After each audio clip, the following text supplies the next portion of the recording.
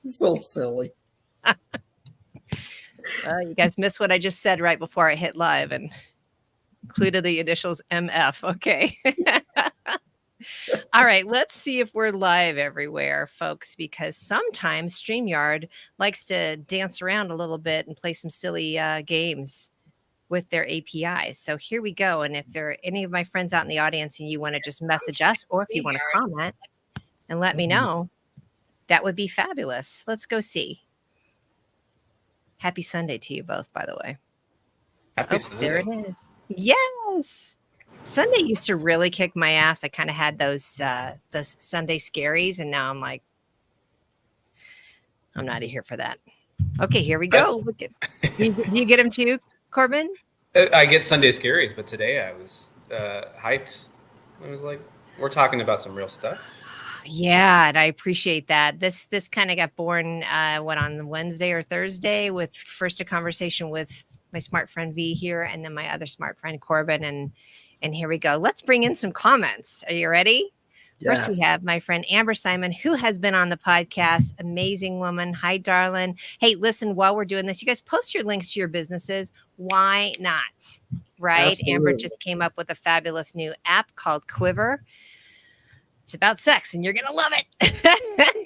So, I just saw her. I was scrolling, and I saw her. I'm all about that. So I need to look it up after this segment. Yes, please. Amber, post the link. Oh, coming in hot. Christopher Dale Cunningham from Palmetto. Nice to see you, darling. Good to see you. Look who's here. Sissy's here. Christy Dixon Prime. Led from Kristen. Oh, everybody's watching. Well, Christy, you know what kind of language is going on, but I also know your mother. And we like to swear. Andy Lyons. Well, first of all, happy almost birthday to my Leo goddess over here, Andy. She has a podcast called Don't Be Caged by Your Age, which is amazing. And this conversation, plus a lot of my links and a lot of my information, I get from Andy. Waving madly and cheering wildly. Yep, there it is. Quiver.global. Thank you, Amber. Yay. Christy knows the game. There you go. All good. Let me make sure it's all. Andy says it's all working too. So, look who else is here. Now it's a party. Corbin's mom's here. Mom and dad. Big Daddy and I are logged in. Oh, listen, the circle is complete. We have, I don't think I need anybody else here, but if you're here, please say hello. We're going to focus on the conversation today, since it's actually a live stream podcast that we're recording. So in between, we'll sort of stop. If there's something super burning and on fire, a burning sensation, then yes, I will pull that comment up. But if not, we're going to focus on this conversation here. So y'all ready to get started? Yes. I have a cocktail. Let's go. And I'll be drinking throughout the show. Could get a little sloppy there towards the end. Oh, Vee, thank you for that. She's putting her your introduction as well. And Corbin, if you want to pop that in there. But anyway, I'll start with me. I'm Mia Voss. I'm a blonde white woman, 59. She, her, mouthy, opinionated, as you all know. I'm literally here to hold things up. I will let you know that I was so prepared for this conversation. And then I started diving deep into all types of links, all these different stats. So I'm just as confused as you are right now. So let's try. We love it. Yeah, I'll just be honest with you. Let's try and weed through a lot of the confusion, but we're also on such a high here in this country right now. So that's part of the conversation, is how to harness it and turn it into action items. All right. So first, I'm going to start with an introduction to, as you see here, Vee Richardson at Vee the Super Connector, which is such a great name. I love that. It's actually quite apropos. So Vee, tell us about you and where you're from and all that good stuff and your identifiers. Hey, everybody. My name is Vee Richardson. I identify as she, her, and queen and goddess. And I am from the great state of Washington, D.C., which is not a state, it's a district, but I was born and raised there. I have been living in Northern Virginia, right outside of D.C., for about 25 years. And I am a techie. I'm a political geek. I have two sons who I adore. And they keep me going and keep me They keep me up to date on all the latest hip hop songs and jargon and what's going on in the hip hop community, which I adore as well. I am a former elected official in Virginia. I was elected to the Leesburg Town Council in 2017 as the first Black woman in history to sit on the town council. So we created history with my election. And I've been involved in politics since I was 16 years old. I am now. So that's me in a nutshell. I've been on Mia's podcast before, and she is absolutely amazing. Oh, thank you. She is absolutely amazing.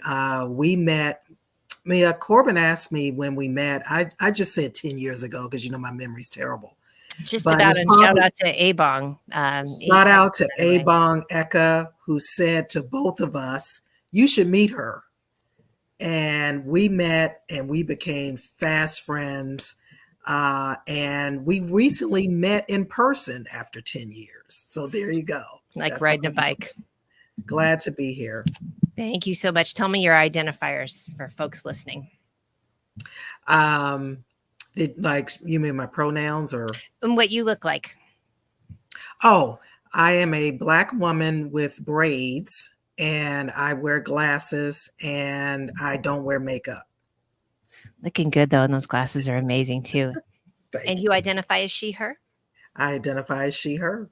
Thank you very much, darling. I am so excited to have you here. Y'all know exactly now why I have her on this show. Real quick shout out to my mom is here, too. So now it really your mommy? is. What's her name? Marcia Morrow. Hey, Miss Marcia. Love it. All right. Thank you, Mommy. And Andy says in politics since 16, wowza V. Thank you for your service. And exactly why. I mean, the years of experience is why we have her here. Now, we also have Corbin, and he is rounding out this fun little trifecta of us. So Corbin is here. Tell us about you, Corbin. Here we go. I'm so happy to be here. I'll start with my identifiers. So Corbin Knight-Dixon, my pronouns are he, him. I'm a white male from in Buffalo, New York, by way of New York City, by way of Illinois, by way of Texas, just to make it nice and confusing and to give a broad landscape of where I've lived and the different political environments I've been in.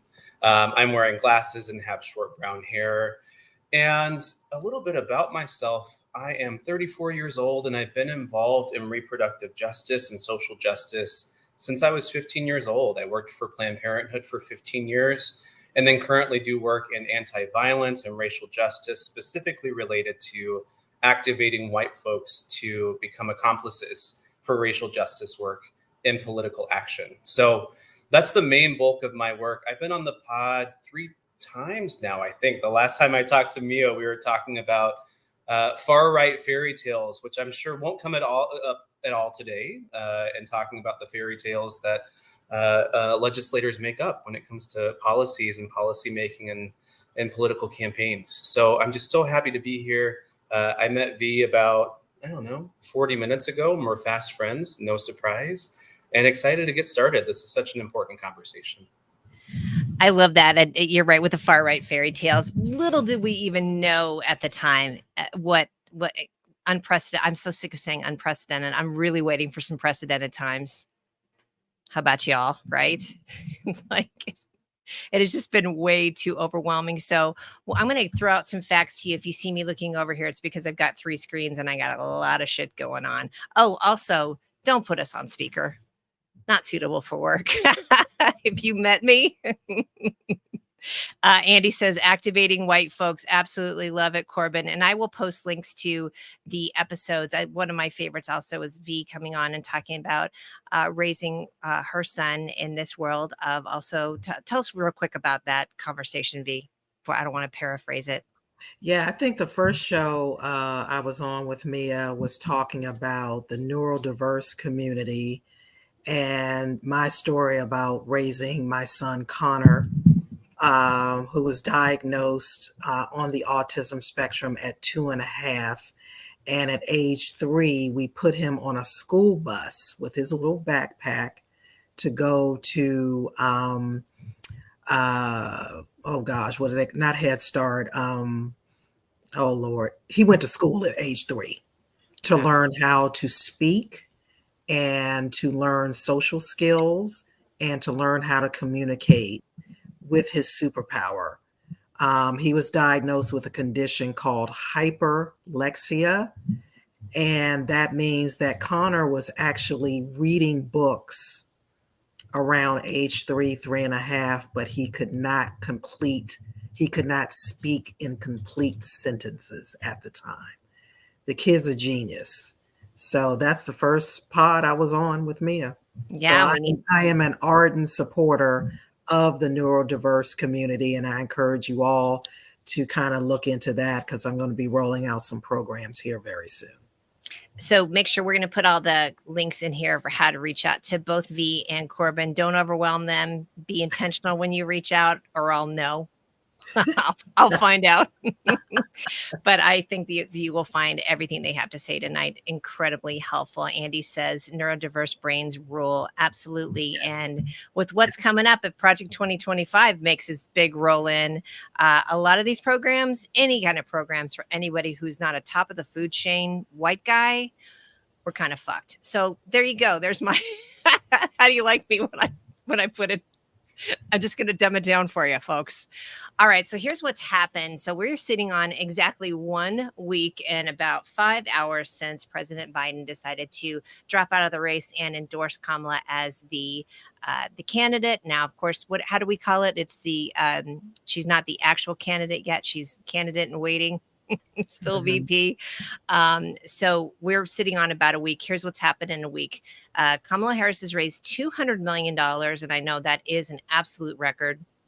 Here's a really, really crucial piece. 66% of that is from new donors. So think how important that is. Rather than like these big 45 million from Elon Musk, we have all these new people that are new donors. Now, another fact that I heard, you know that if you're donating, you're going to vote. You don't just randomly give out money, right? You're invested in as well too. They also said and this is from her campaign manager, Rob Flaherty, said, we've signed up 170,000 new volunteers. So I feel like the surge of energy has just been incredible. I mean, I think I said to you both last week, I felt like the week before that I was in the middle of Empire Strikes Back in that really shitty part where they had just frozen Han Solo in carbonite.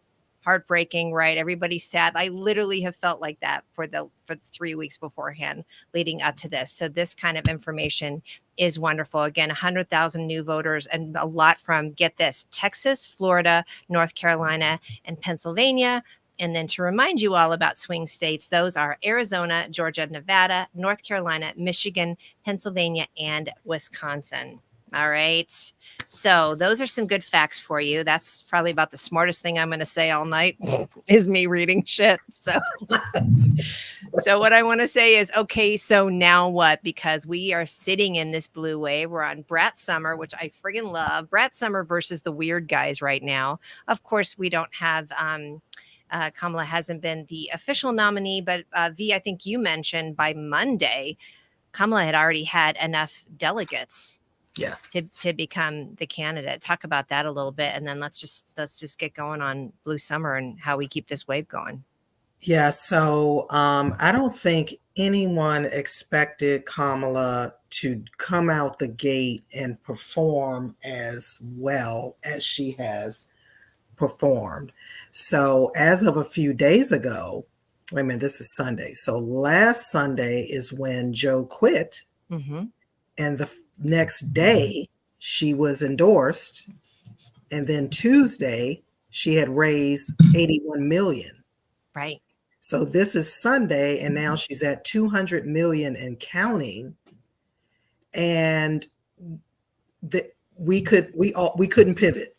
we couldn't pivot. My friends and my contacts at the DNC were blowing my phone up saying, Vee, how quickly can you guys pivot and loud? And I was like, I don't know. What are you asking me for? And she's like, well, I need you to be ready.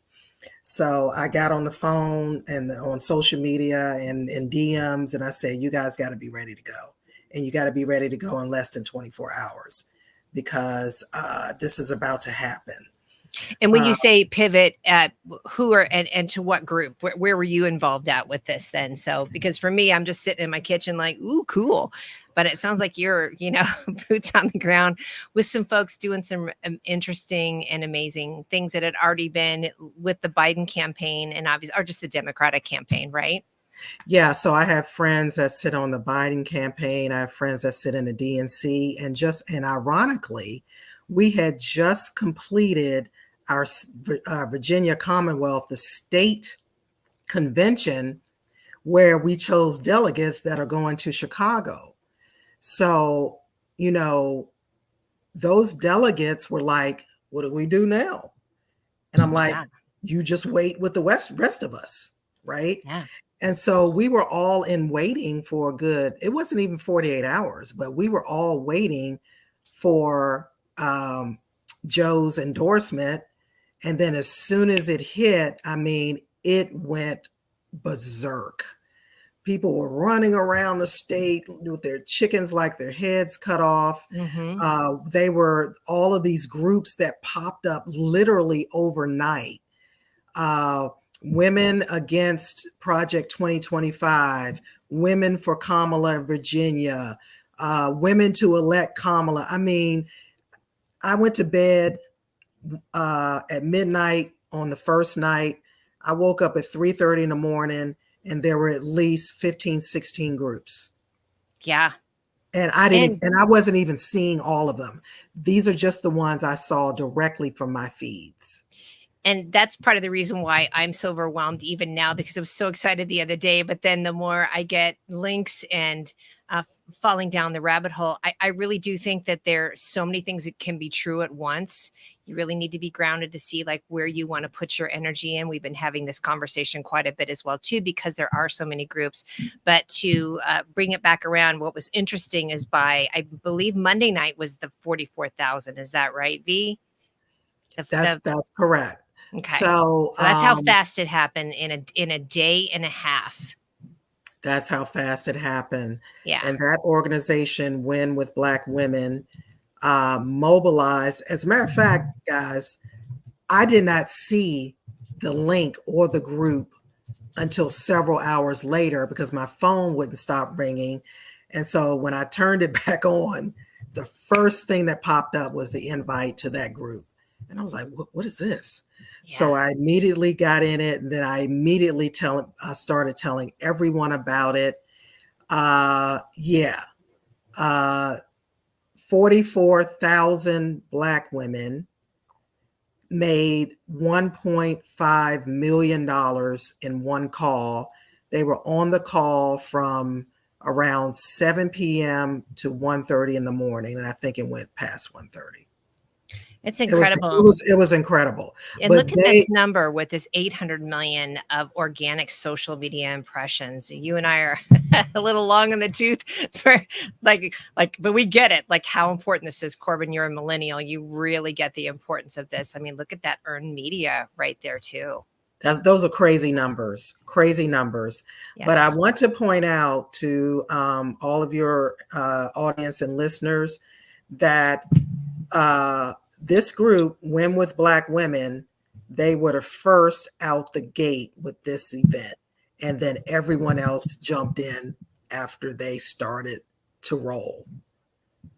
Okay. Well, isn't that what's been happening all along? Let's talk about that. This is typical, but boy, this is strong though. We knew it was going to be strong, but this is incredible. But that is the story of how Black women move in this country. We are always the trendsetters. We're always the ones that step out first. We're always the ones that others try to duplicate and imitate, but we get the least credit for our work. So I wanted to point that out. Yes. And if anyone you know comes out and says, oh, I heard Glennon Doyle on this other call with a bunch of white women that made even more money. No, they were not the first. So let's get that clear. Let's make that clear. I agree, V. I think it is really important. I mean, again, so many things can be true at once, and you'll see. I mean, I've got some links that it just show, thing after thing after thing of a bunch of different, SURJ is another one that we absolutely love. Corbin can speak on that as well. We love this group too. That's something we're going to talk about. Here's another one, this Just Craven 101. And don't worry, folks, we're going to have a list of all this because there's so much. I absolutely love a lot of the look at all these different things that have popped up in a week, y'all. I mean, Senator Elizabeth Warren to learn about the economic threat of Project 2025. White Dudes for Harris. That's, we need y'all to get on that call. Absolutely, we need them. And we also have a register here for cat and dog owners. We're going to talk about that too. But before we get too far, hey, Corbin, tell me about how you felt. And V, thank you for that. It's such a perfect lead in of how Black women have continued to lead and will lead. But guess what? Y'all are tired. Can I just talk about that for a second? Yes, you can. Yes. And I want you to, yes. So I entered politics at age 16 through an after school job. I went to Catholic school all my life, first grade to 12th grade. And I was given the opportunity to work on Capitol Hill as an intern. I did things like answer the phone, shuffled papers around, went and got coffee, went and got lunch, delivered packages to the Capitol building. It was the best job I've ever had in my life. And now, 30 years later, I'm in my 50s, and I am absolutely exhausted.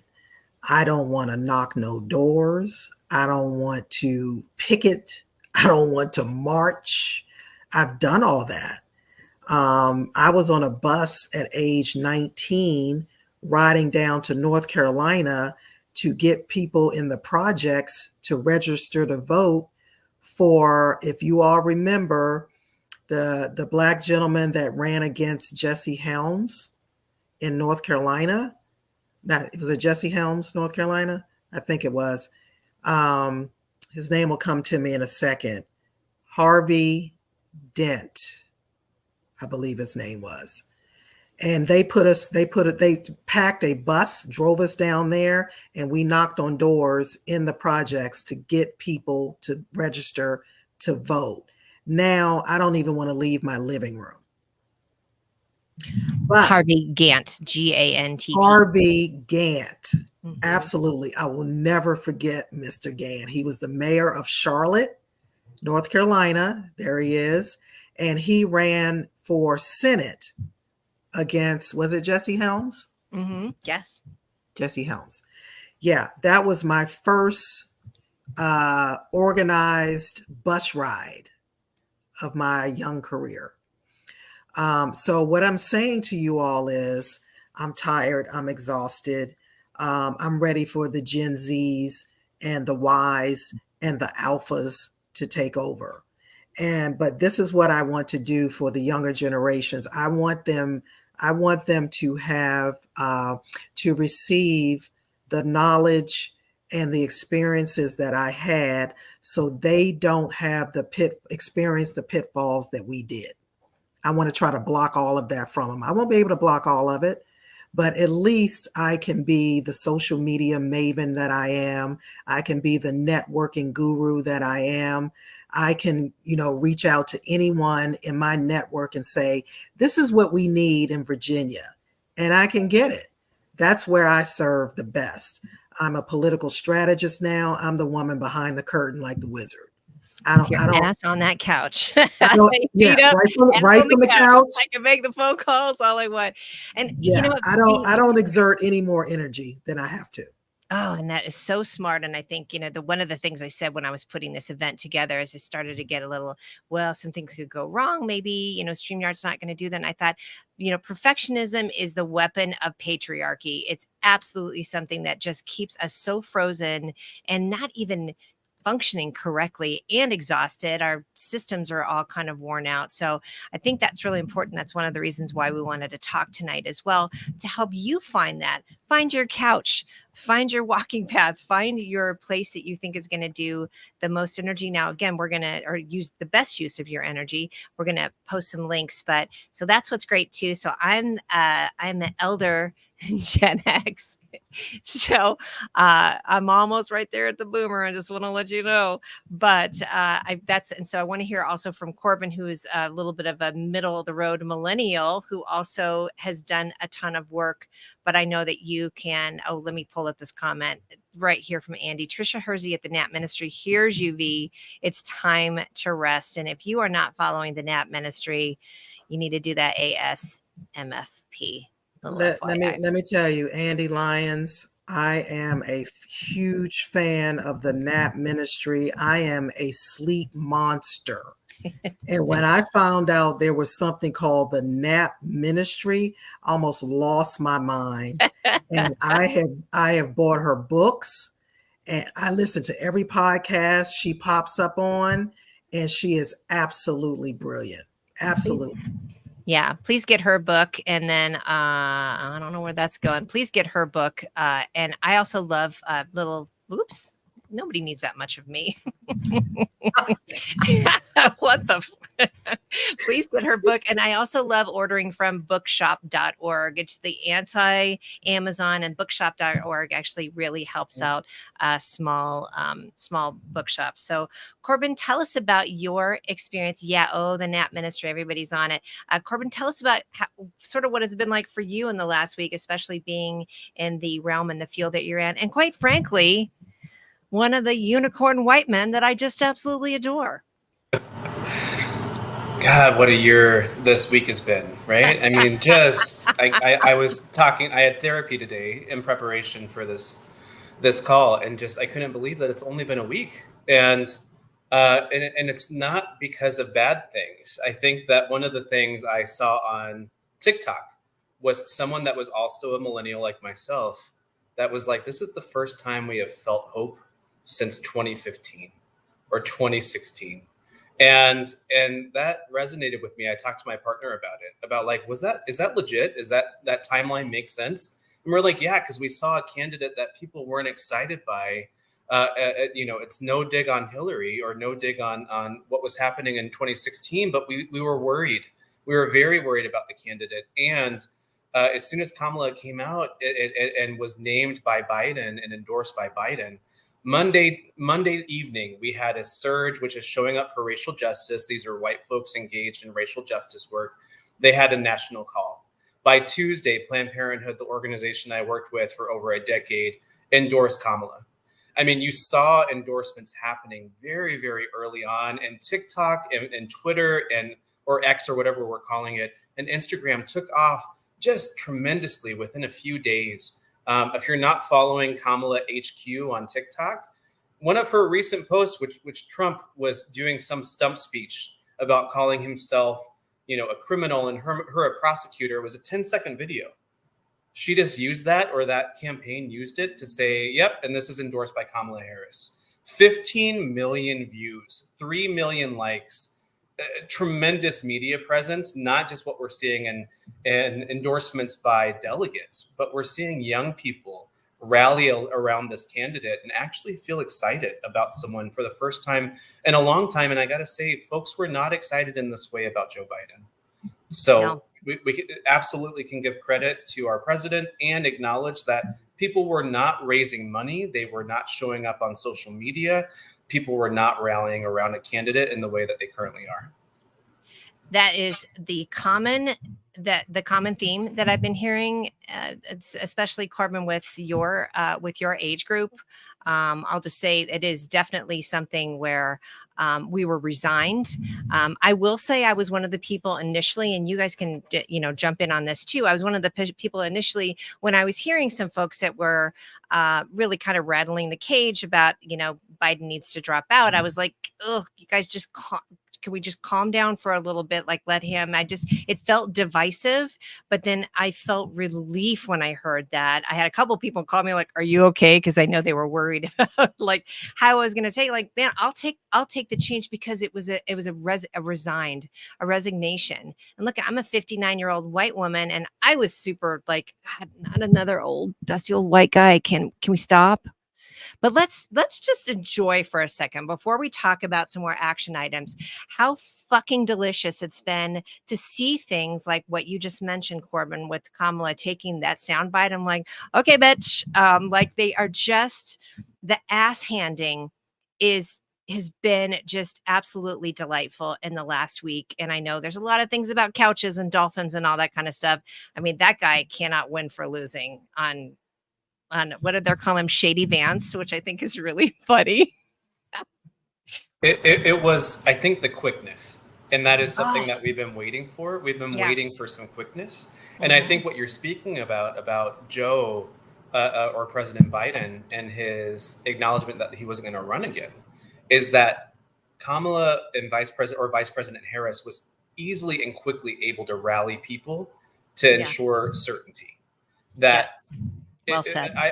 by Thursday, the Obamas had endorsed her, and I saw people talking about how long was this going to take, and how long was an endorsement going to take from Nancy Pelosi and others that were waiting. So I think that your concern about, is the Democratic Party going to do what it often does and wait around for consensus, as we should, right, to make sure that there's a democratic process. But we know that we have 100 days.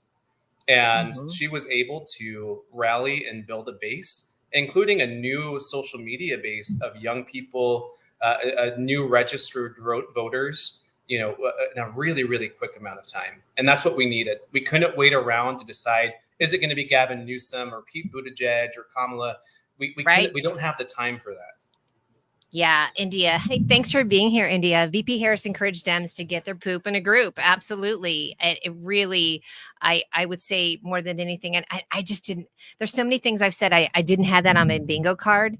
And this one I certainly did not have. And I think that's where, this is what happens when you ignore a group. And that has been the Gen Z and people that are making, it's not just TikTok dances, right? I mean, it is something that, everybody, and I know we have a ton of money that's going into this campaign, but again, just this earned money or this earned eyeballs simply from them doing things. I mean, talk about Charlie, what's her name? Charlie XEX. I'm so old. I'm going to say it like an old lady. Brad. Yeah. That was one tweet. Was or that post it? on Instagram. It went crazy. Yeah. It went crazy.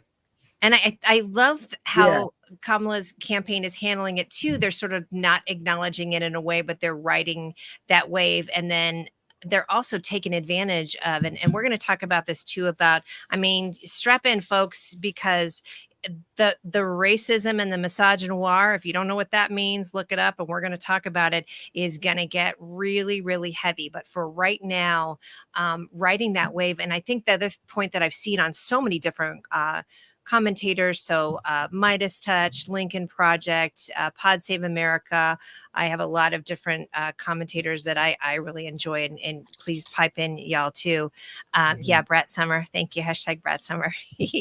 And I love how, like, some of the older folks are like, what is this Brett Summer? What is this Brett Summer thing? And the way they even say it. But I do think the joy is what I think we were really missing. There was so much dread. And so now this joy, and even them, taking advantage of, okay, what are you going to make fun of her for? We're going to flip it around, right? Don't you both think? They flipped it around. Yeah. Go ahead, pop in there, Corbin. Too. Go ahead, Corbin. Yeah, no, absolutely. I think that not only the Brett Summer, and if you don't know, Google is your friend. The same thing with the coconut tree quote. I posted on Instagram a coconut, and we're seeing people, or the Harris campaign, embrace the camp, embrace some of the elements that could be cringy in another election or with another candidate, to say we're leaning the hell in and saying, there's that. If you don't know the coconut tree reference, Kamala gave a quote, and it was insightful, but it was a little strange out of context. And so it was going around, and it was something that potentially Trump could have used as a dig, and they leaned into it. They are using it. They've turned it into songs. They've turned it into sound effects.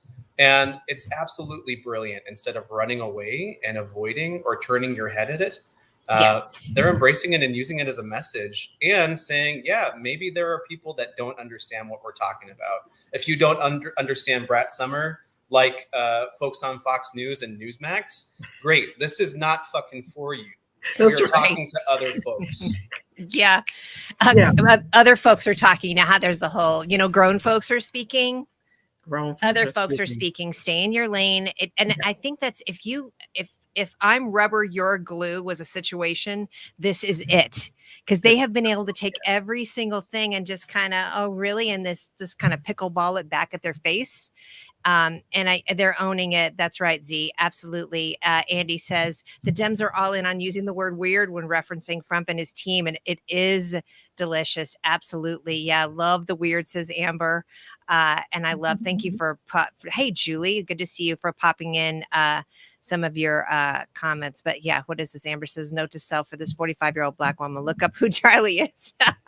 Exactly. Absolutely. I love that, Amber.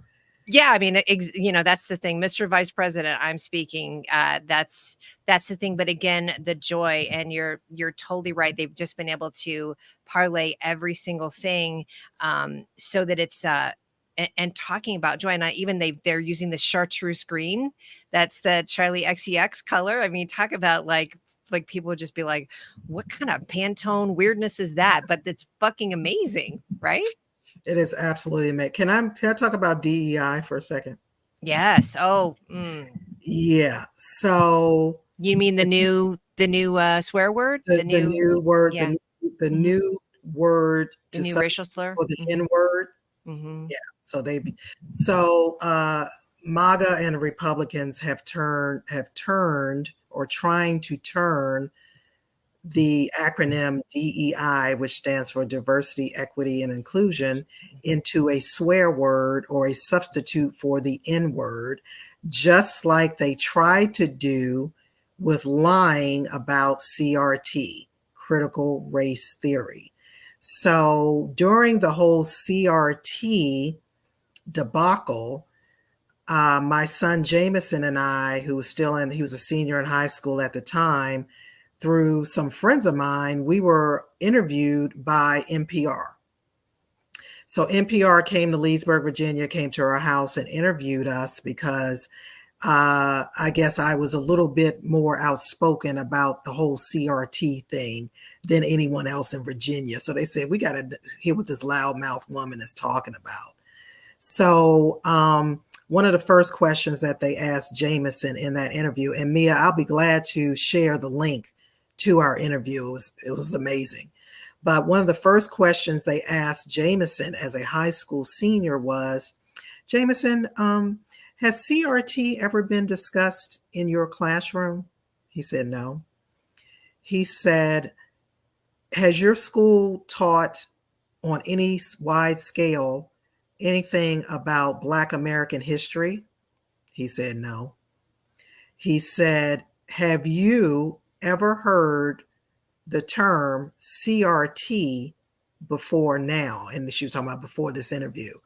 And he said, no. Now, my kids both, I have two kids, 120, 122 right now, and they know everything that's going on because they live on social media. All of these kids do.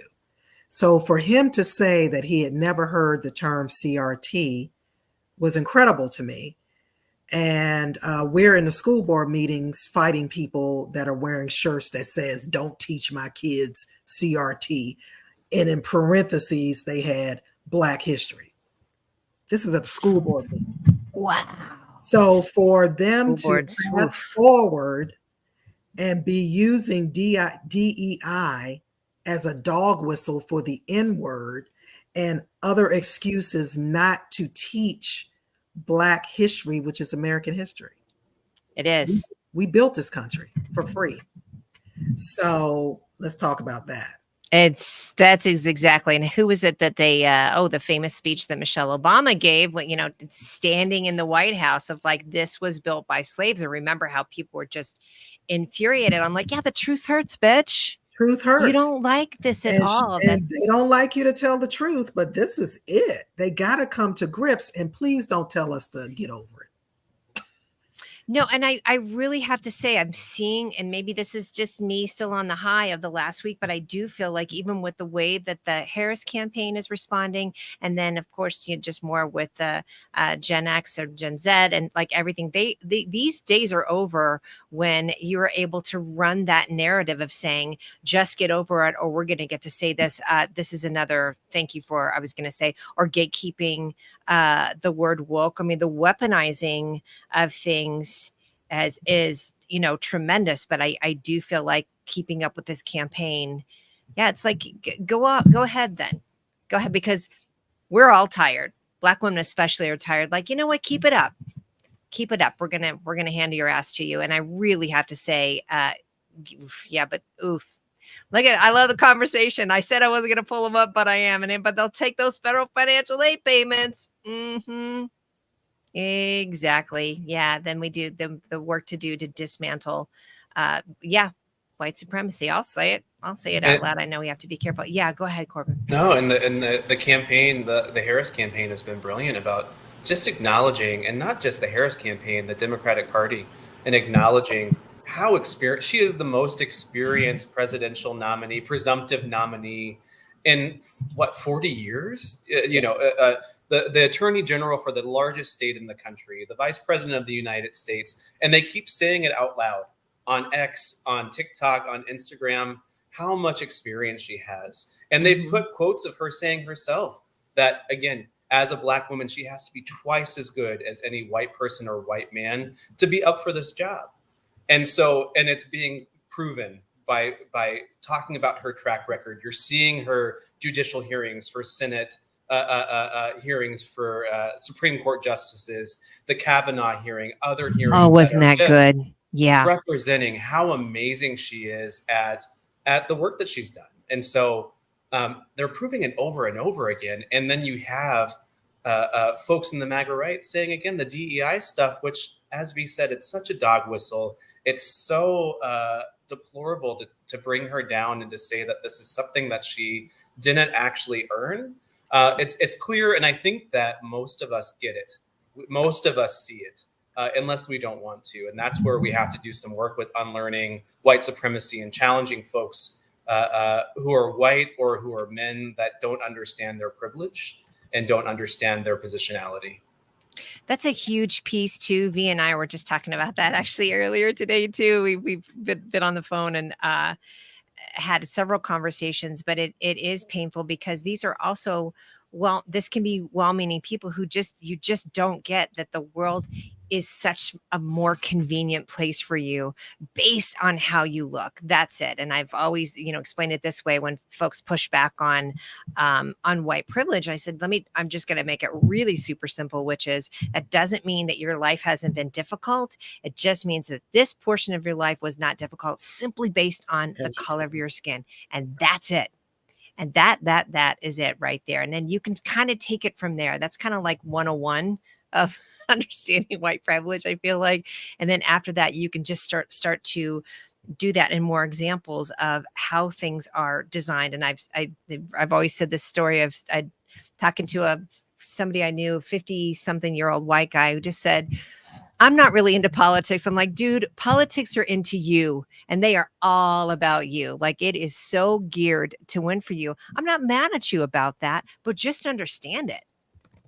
Right? It's totally been built, geared. Oh, Andy, and yeah, Colin Corbin say that Bill Barrs was the best. I just called it that. Has the president or anyone at the White? Did you guys see this interview with? It was amazing. Yeah. Oh, it was juicy. Yeah. Any yes or no? And that's, that right there. When you see these interviews with Brett Kavanaugh or with Bill Barr, that's when you really literally see a person who has never been inconvenienced. Right? That's what it looks like. And I think because we're talking about action, I think that that one Yes. thing I hope people consider as they're moving further into the very short time that we have, and something I've appreciated about the Harris campaign, is that they've offered spaces for people to talk. 100 100 days, days. folks. Oh my God. She has visual aids. I love it. I do. It's But handwritten. this week alone, there were spaces for white women to talk amongst each other on Zoom. Mhm. They broke Yep. the internet. For white men, for Black women, they're offering affinity spaces for people to be among like people, because we have to sort our own shit out sometimes. And we have to talk to other folks that share our identities and say, okay, what's this about? So that we don't say, hey, explain what misogynoir means to somebody that's like, I live this every day. Why are you Right. asking me to explain it? Yeah. And so I really appreciate that about the campaign, that they're being intentional about saying, here is a space for your group, Yes. for white men, for example, to talk amongst yourself about how you're going to rally together. There's a meeting tomorrow online with Pete Buttigieg for white men, and we'll make sure to share that. Yes. To say, like, Please do. how can you get involved? And so if you're a white man that doesn't know how to get involved, join that call. That's an immediate action step, especially if you're like, I'm not understanding this. I'm not understanding what moves I can take, right? Don't Yep. sort that out with other people that have been doing the work way longer than you have. If you hear yourself saying the words, help me understand, stop it immediately. Like those are the words that you use when you are just being lazy. Andy, if you've got that link, I feel like you may have had that. Pete Buttigieg will be on the White Dudes Call. Yes. That one I thought that I had. So if anybody has got that, I want to post that link in here as well too, because that is, let me see. Oh, White Dudes for Harris. Here it is. I love this Jess Craven. Oh, look at this. Hold on, let me pull up that link. Corbin, thank you for that. That is such a great call to action. And it's not dividing us at all of saying, oh, well, then why is it only, these folks or these folks on there? It's because of that exactly. And it's really that go where things can be explained to you easily, right? And or do your work, do the Googling. Look at this. This is wonderful. Yeah, thank you for that, Corbin, for mentioning that. Because he's going to be able to explain that to him. Which, by the way, who is not more delicious than Pete Buttigieg schooling people? I swear to God, if I interviewed that guy, that would be my goal in life. Have you ever seen when people interview him and they just get him to laugh just a skosh? He never really kind of breaks out. He's always sort of reserved. He's very reserved, very laid back. Yeah. Yep. He really, really is. Christopher Dale, thank you for that. BlueVoterGuide.org, I think, is just one of my ultimate favorites. That is, talk about starter guide for action items. And then I want to talk about cat ladies because I can. And I want to pull up Amber's comment as well, too, because it'll boil your blood in a hot minute. But this bluevoterguide.org, I talked to a couple folks who said they'd attended the call for white women last week, which I have certain feelings about, but that's okay. That's many things could be true at once. I felt like SURJ kind of started it, but Corbin, we'll talk about that too. SURJ has a little bit of a different focus as well, too. May not be as much mainstream. Sometimes people have to get fed Glennon Doyle in order to do some shit, but okay, right? I definitely feel a certain way. But this bluevoterguide.org is just, let me show you real quick. This is just yummy. Super simple. I'm not going to put my address in here because y'all don't need to stalk me and I don't need to stalk myself. But look at how you could go to each thing, and then you put your address in and look at it. Tells you the University of Colorado Board of Regents. If you live here in Colorado, you'd absolutely know. Look at who it's endorsed by, right? Gun Sense Voter. Other candidates, look at that. We've got the Unity Party. These are who he's running against, right? There's a Republican candidate. Look at this shit, y'all. This thing is just amazing. Independent Judicial Discipline. God dang, I can't say that. Board Amendment. Yes vote supports creating an independent judicial discipline adjudicated board and creates rules for the judicial discipline process. See how it explains, because there's so many double negative things that happen in a lot of these different ballot issues. And then what's great too is you can go here, you can go to these different issues, you can put in your yes or no vote, and then you can print this out and take this with you to the ballot. I mean, I love this. So if there's anything that you're going to do besides making sure, go to your Secretary of State and make sure you've got your voter registration all in order with the correct address and so forth. But I mean, look at this right here. This is something you can share with people to say, don't get overwhelmed by this, by the ballots, because this is a huge piece. Don't you think, y'all? Like, Vee and Corbin, don't you think this is a huge thing that people are like, I don't know. I don't know who's on it. These are important things. Tax exemption for veterans with individual unemployability status amendment. This is important stuff. It's not sexy, but it's important. It's incredible. Right? I mean, so that I would say is one of your first things that I beg, plead, exhort you to do. And I think I put that in the comments. All right, let's go up real quick to sorry, this is an example. Darling, thank you for sharing it. This is why Amber's doing something different. Reminds me of when I was paid $40K less than my other executive peers, and I was the only one with a doctoral degree. God damn it.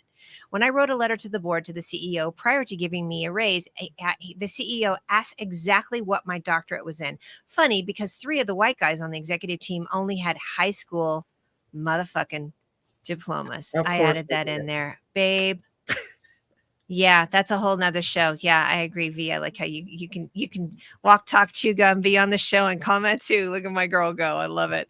Yeah. And people that tell me I'm not into politics, I tell them, well, politics controls everything. Where you shop, buy a car, get your car washed, where you get your ham sandwiches and your orange soda. If anybody knows the whole J-Lo comment, hold on. Politics is definitely into you. Absolutely. Thank you for sharing that, everybody, too, because just having these, I mean, that's lived experience right there. What you just talked about, that's exactly what we're talking about. And then if you say something, or even like how Kamala is viewed in these hearings, I mean, that's the ultimate place. And I also love Jasmine Crockett out of Texas. She's fucking delicious. If you're not following Jasmine is a godsend. She's a damn national treasure, and she needs to be protected at all costs. And what I love is she also will post a lot of her takedowns of people, because that's one of the few places where Black women can come in at this space and say, no, sit all the way down. Reclaiming My Time is our divine, what is her name? I just saw her. Maxine Waters. Maxine Waters. Oof. She also needs to be bubble wrapped and protected. She does. Absolutely. Because she's older than Biden. Remember that? Well, and let's talk about that real quickly. I will just get on this juicy zhuzh a little bit more. Exactly, older than Biden. What's been interesting has been this gorgeous pivot of, okay, well, we're going to take out Biden. I love that Trump is, trying to sue and everybody who's got a fuck Joe Biden flag, which we saw one down in Florida when I was with Chris, and it was all crumpled up like on the back of this guy's I have a small dick truck, because really what this truck looked like, and it was all kind of full, and I said, oh, does that say vote Biden? And he goes, oh no, honey, that says fuck Joe Biden. I was like, oh gosh, you're right, I am in Florida, I don't know what I was thinking. Yes, Auntie Maxine, yes, absolutely. But I think it is interesting to see how they've had to, I mean, it's really put them on the defense, and so our party being on the offense has been a really interesting space to be in. 1, from the age thing, 2, from the Shady Vance perspective, 3, from all these sound bites that are coming out that are just horrific, that he's saying, that are just really alienating the voters that were on the fence even more. Right? Wow. Oh, go ahead. Yeah. Go ahead, Corbin. Yeah, I mean, we're seeing Trump's decision-making and the Trump campaign decision-making in action. We're seeing J.D. Vance, who is alienating. And I was in a meeting on Wednesday night of people who are saying, I am that single cat lady who doesn't have kids. I am the single cat lady who can't have kids because I need IVF or because I need fertility. I need other types of care. I am that single lady who can't. And so they're giving ammunition to folks that feel voiceless or have felt voiceless. And so I hate that it's being highlighted, and I hate that people are feeling stigmatized. And that's the thing that feels and triggered. About, I know. Right? Yeah. It's that we shouldn't have to have people feel wrong or shamed in order you're for this to right. happen. And I know. it is highlighting that this party, or what Republicans have turned into, or what the MAGA party has turned into, makes people feel bad about themselves, makes people feel like they are wrong. And so, you know, and I saw Christopher in the comments talk about downvoting and thinking about voting down the ballot, right? And thinking about different ways to get engaged. I really appreciated that comment, because let me find it. I missed it. Yeah, no, it's okay. But, you know, I know that there are folks who are torn about, you know, maybe the national election people feel conflicted about, maybe your state election you feel conflicted about. What are ways that you can get involved in your own community, your own neighborhood? I mean, there are so many ways to engage. And I think that that's something that folks, when they ask me, how do I get activated? That there are places in your own neighborhoods, that it doesn't mean necessarily canvassing for Kamala Harris unless you want to. Absolutely. The links will be in the chat, or they'll be in the follow-up, right? And there's also ways to get involved more locally. There really is. Let me just ask Christopher to post that, what he said again, because I cannot find it at all. So I want to have that. We're thank you for, we're going to pop back into action items in between these different things. And let me just say, and then Vee, I'm going to give you the floor entirely, but thank you for reminding people of that, because as kind of, you know, cutesy of the memes and the t-shirts and all that, these people are in fucking pain. And I even had to be reminded that, as who has two thumbs and is a childless cat lady, this girl. However, I'm a childless person by choice, right? And quite frankly, thank you, abortion. There you go. Let's put that out there. Come at me, bro. Come at me, folks. But I really forgot, and I had to be reminded. And I think it was even Jennifer Aniston was like, dude, really? There are people in pain, and you're one of the ones that's going to take IVF away from them. So thank you for saying that, because that is the empathy, and that's that sympathy that we can feel for people. Just because it's not my experience doesn't mean that I'm not going to feel something for that, right? Okay, I'm done. Absolutely. I want to go back to something Corbin said about people feeling disenfranchised and not understood. We got to harken back to the last election cycle, or I'm sorry, when Hillary ran, right? That's why 45 was emboldened, because he said he was going to talk to the C students and the poor people and the ones that were stupid, as he called them. And whether they liked being called stupid or not, I'm not sure, but he found a way to speak to those people that felt like they were on the margins for whatever reason. And that's how he won. So now we have people that feel like they're on the margins because they don't know how to get activated. So I wanted to tell both of you all in the audience that I have gathered a list of things Americans can do to get activated. Just simple things that they can do.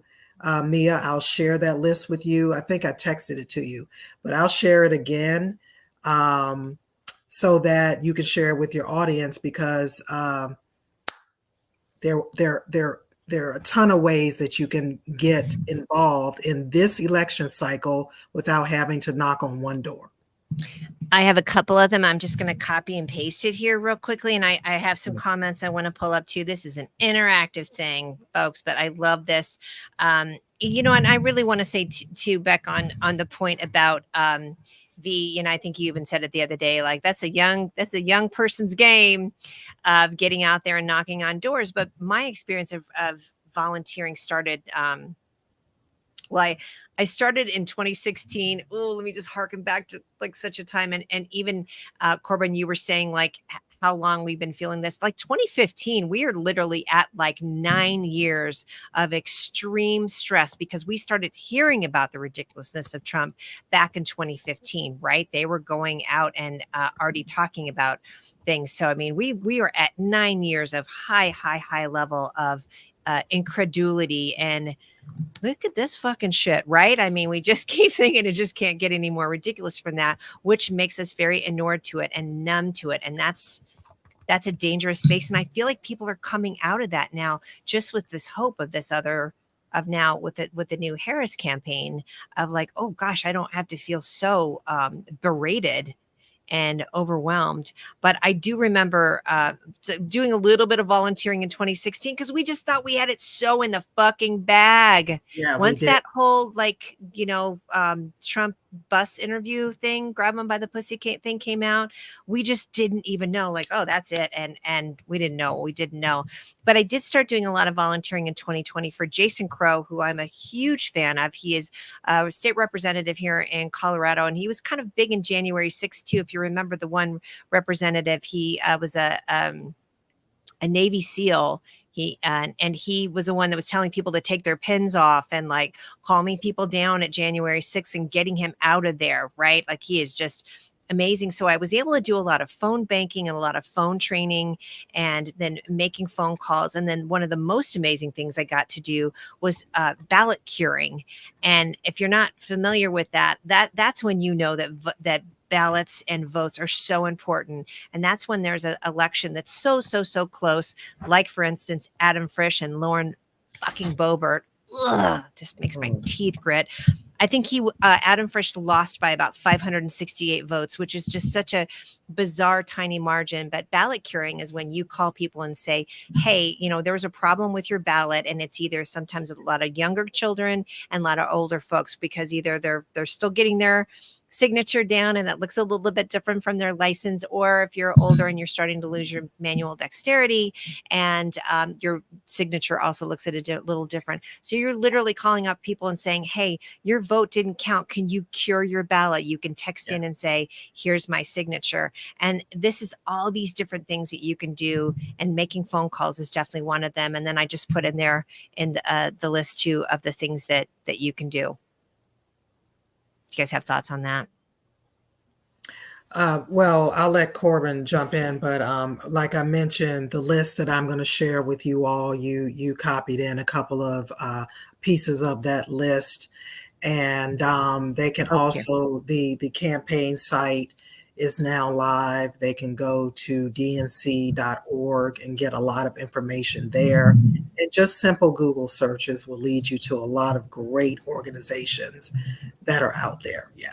We just forget that. I mean, we honestly do. We forget that there's all these grassroots organizations like SURJ, and I'm going to post SURJ's link in here as well too.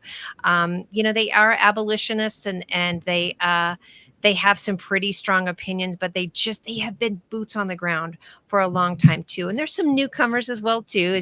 As I mentioned, I've got some certain feelings about different people that aren't bringing folks in along with their other efforts. But it is what it is. Here's Christopher's comment. And I love this. He says, look how cute he is. He's cute and smart and amazing. Look at that. I'm going to shout him out. I sent my Manatee County poll worker app into the supervisor of elections. It's easy to volunteer. Thank you, honey. It really is just simple things like that. Yeah. Can I talk more about volunteering for a second? Yes. So, and I want to go back to something Corbin said as well. Corbin's been dropping knowledge tonight, Mia. Told you. God, he's so smart. I told you. I want to go back to something he said for a second about, or somebody says, I think it was Corbin, about the kids. But what I wanted to say is that I have signed up to be an election officer for the last several years. Virginia, if you guys don't know, have elections every single year. So I have signed up to be an election officer. I'm going to be one for the election in November. I'm going to do both shifts. So I will be there from 5 a.m. to 7 p.m. when the polls close. I'm probably going to be psycho by the end of it. But I wanted to mention, check out how to become an election officer in your state. It is the most rewarding thing, most fulfilling thing that you will do. Now, I think it was Corbin that mentioned something about kids, bringing kids with you when you go to conventions and when you go to vote, even if they are toddlers. When we were choosing delegates for the convention, there were at least a half a dozen parents that brought their little toddlers and kids that were like between the ages of 5 and 10 with them. You guys, Their brains are sponges. You might think they're wilding all over the place and running all over the convention center, but no, it's getting in there. And they are going to recall that information when they're older. They're going to be like, yeah, I think I remember when my mom drugged me to all these things about voting, voting. But they are going to remember it. Keep taking the kids with you. Yeah. And, you know, India, so 2016, I'm going to guess you were probably in your teens at that point, being a poll observer in 2016. I also saying went voting with my parents when I was a toddler too. And I know Amber actually did ask that. How do we help locally, and what, if anything, can we do with our kiddos? I need my kids to understand the seriousness of all this. Absolutely. Can I insert something before I forget? Yes. The best thing to do with your kids, Amber, is to show them Schoolhouse Rock and teach them the I'm a Bill song and the preamble song. I know I can recite the whole preamble from Schoolhouse Rock. So dig it up on YouTube, Schoolhouse Rock, and teach them those songs. And I can't take any credit for that brilliance. I think that was all Amber. I think the only thing I'll add on to it is someone who worked as a sex educator and a racial justice educator for a while now, is that there are so many teachable moments happening in the world right now. And it's not a one-stop shop conversation. This is not something that you say, hey, we're going to do poll observation. Hey, we're going to vote. Here's what it is. That's great. If you're doing that, fantastic. There are so many moments every single day where you want to ask your kiddo or ask your teenager, ask your young adult, what do you think is going on? How do you feel about what's happening? Tell them how you feel. As educators, and this is where I just call such bullshit on the critique of critical race theory, and attacks against DEI, we're teaching history. People who are trained as educators like myself, we're supposed to be neutral. We're supposed to talk about facts, and we're supposed to talk about historical relevance. And so when we're talking about that, we're saying, how do you feel about this topic, about this historical event, or about what's happening right now? You listen to them, and then parents are the ones that are able to respond, to share their values. As educators, I'm not supposed to respond and say, this is what I believe. I'm supposed to tell you, here's the data, here's what happened in history, here's something related. And so I just want to encourage folks that are parents asking, what do I do? Have these conversations frequently, often. Listen to your children and respond with your values, because they're the folks, you're the folks that can share those opinions with them. You know what, Corbin, I was this thing, I'm like, man, I remember hearing him say this before. And it's happened before. Yeah. But it's, you're so consistent on how you're mentioning that of empowering parents, but then also letting them know where you are as a teacher. And I'm going to share this because when you did the far right fairy tales, and I really want you all to go and listen to this, because a lot of the organizations, Corbin, that we talked about, and I need to look this up back then, they've come to fruition. There, you were I hate it when you're right about this shit. You probably feel like, what's her name, the one that can predict the future but nobody believes her, Cassandra syndrome, you know, like, I told you, people. So it was actually about a year ago, but anyway, it's so true of you really having that conversation. And India's mom ran for school board in Michigan, and it's been really interesting that's where I really got to learn too, about the importance. And you even talked about that, of like school boards and these smaller elections too. That's where a lot of the shit started, y'all. Right?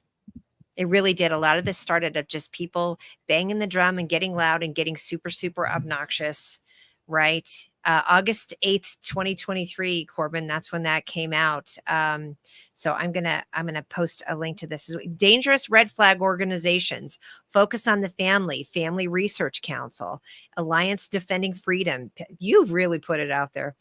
Parents Defending Education, No Left Turn in Education, American Federation for Children. These names seem relatively benign, or like that they're protective, as if they are foundations or organizations in place to protect children. And ironically, they're really talking about specific families. Let's say it out loud. White Christian families. This is a quote from it. Christian in a very God damn, you were so on point. Christian in a very puritanical sense of how we define it within its racist roots. And we've seen in Western civilization in the US, it's the history of racism and how it's weaponized by Christian culture. Also, Home Depot, Hobby Lobby, Chick-fil-A. Go fuck yourself. It's Project 25 or 2025. It really was. That was just that nascent hadn't been said out loud, right? It really, really was. Let me pull up this link. Anyway, whew.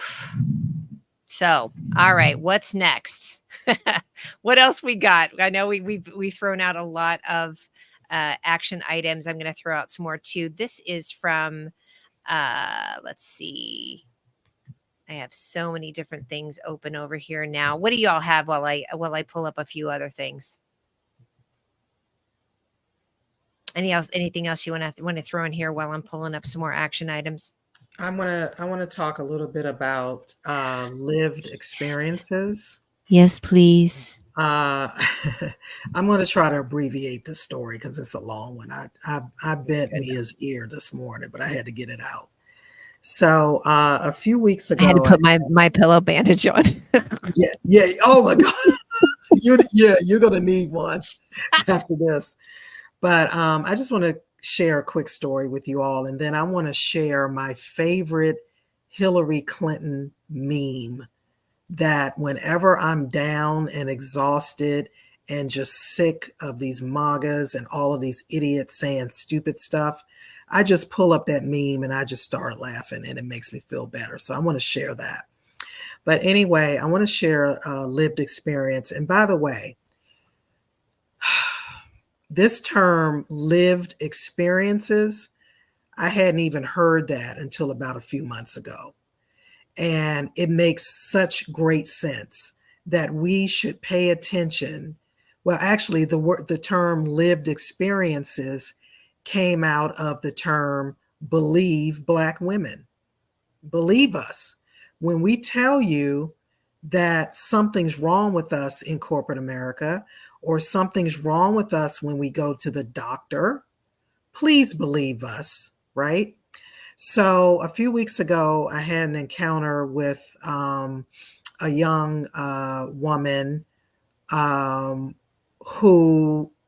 was new to the area. And this was around the time, this was right before, this was before, way before the debate. So I was talking to her and she was just telling me about this new company that she started. And I said, oh, tell me about it. And she said, oh, I help campaigns learn how to use social media. I said, oh, that's brilliant. And so we went on talking and talking.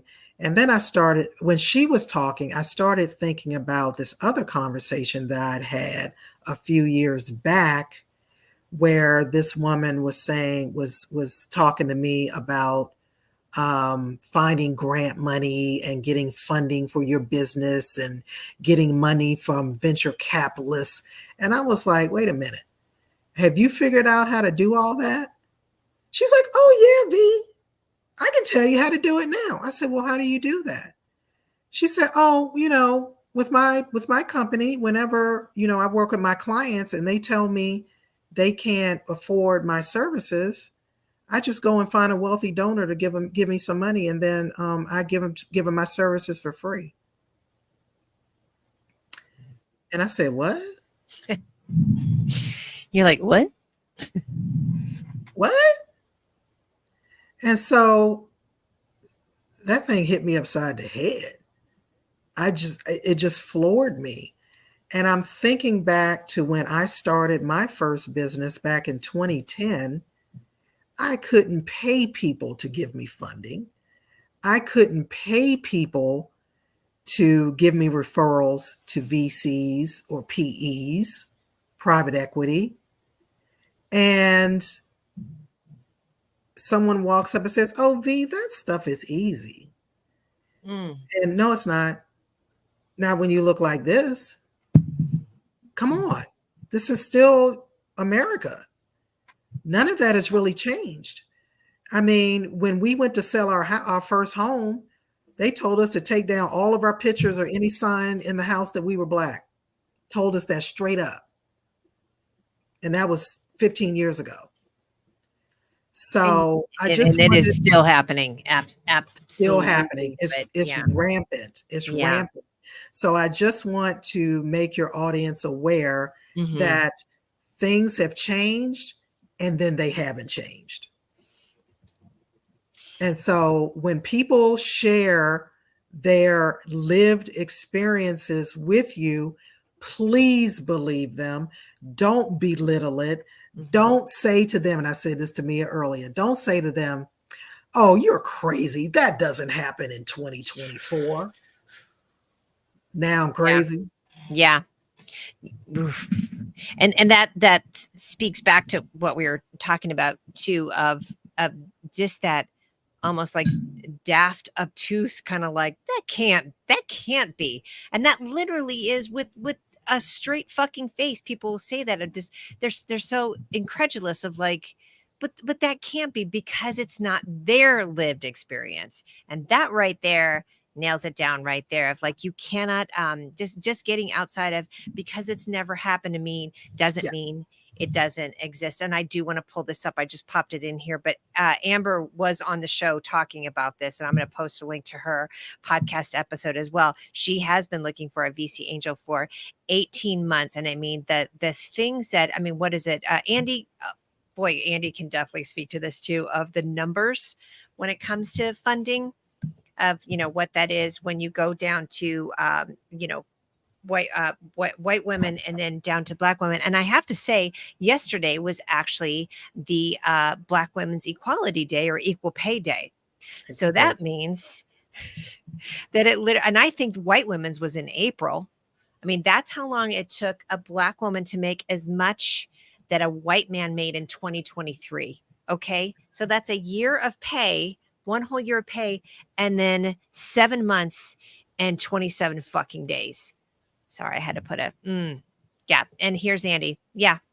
98.5% of VC funds go to white guys, and Amber is living that. That is lived experience.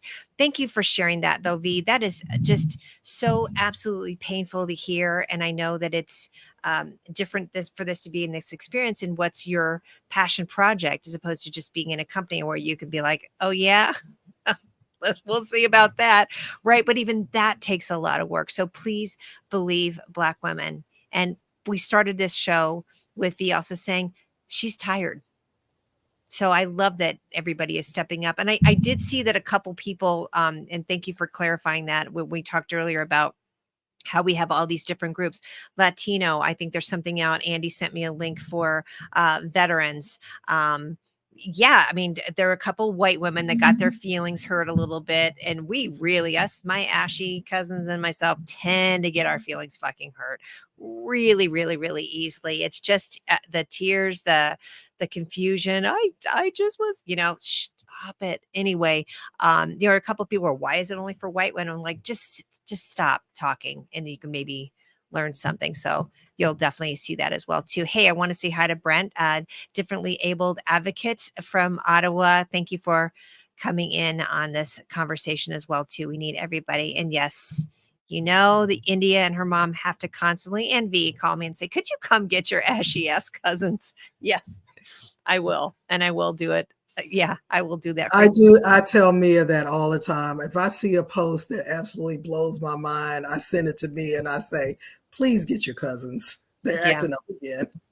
Look at this shit here. Is definitely, let me share that. Let me share real quick. This is I'm going to put a bunch of links in here. This is Jess Cravens, and I really, really enjoy her a lot too. She is very matter of fact. Very well versed California Democrat, political organizer. Nature Needs Kamala in the White House put up a poster, Creatures for Kamala, is an all volunteer grassroots nonprofit organization. So look at this. So this I really love too. So see, this is what I'm talking about. Even nature's got their own shit going on here. Birds for Kamala. Hey, Mia, tell Yes. Julie what ashy means. Oh, what does ashy mean? Well, it's basically white, white people in our ashy ass skin. We also apparently don't wash our legs that often. So that's also someone who doesn't use lotion. Not Exactly. washing the legs. Yeah, not Well, washing the legs. Thank you for asking, Julie. We appreciate you being here. yes, Seriously, but yeah. Julie, it's always best to ask if you don't It know something. is. Thank you. And I think that, by the way, that right there, I mean, talk about trying to dismantle patriarchy. Stop acting like we know everything and just be like, well, what does that mean? Right. I Yeah, mean, I don't, yeah, and talk on that real quick. I think that we really, really, really need to embrace just being imperfect and curious, fiercely curious. Also, but willing to, y'all need some coconut oil. Yes, we do, from the coconut tree. There she is. Absolutely. Uh, Rusty crusty. I Dusty. Andy has a full on phrase for white men that I absolutely love now. And when I say that, you know what, I just got called an asshole today too by yeah. some dusty crusty white man who was mad about an Instagram story that I did where I said um, single women are, what did I say, are always getting questioned, but white men aren't. And boy, did Mr. Man come at me. And here's, let me say this because I want to, here's I'm going to read it to you because I'm 100% that bitch. Y'all know if you come from me in the DMs, it's going to get read out loud. So be ready for that. Because have you met me? The things, it was a sort of a meme about, oh, hold on one second. Oh, about, that you're always coming for single women get questioned a lot. He said, that's not true. And I said, well, that depends on what you are saying you are being attacked for. Oh, that single women get attacked a lot verbally for being childless. I said, well, it depends on what you're saying you're being attacked for. But overall, it's absolutely fucking true. You're just not asking the right people. Thank you for informing me about my personal experience, he says. Again, this is a top of the food chain white guy. I said, you're welcome. You're deciding to be vague. So that's the answer you get. He says vague. And I could just see he's getting madder and madder. Now, I really want you to trust your instinct because when you get people that just say, that's not true. First of all, someone I haven't spoken to in 8 years, that they're being purposefully obtuse and they want you to do some fucking legwork for them. You all know this. You don't. And I got to tell you, as women, being nice and trying to help people understand gets you nowhere in a lot of times. Now, also when people are asking honest questions, can you help me understand that? Purposefully obtuse is a bar. Yeah, exactly. Limp dick energy, absolutely. So he says vague. I don't recall anyone asking me a question. He says the research. This is all in caps. And when I read this to Corbin, he about caps, caps and in quotes. The research shows that childless men make less money and advance less than men with families. There are other insults levied as a result. Talk to men like me. Maybe you can try not to tell me about my experience and learn something. I thought, oh boy, sir, have you met me again?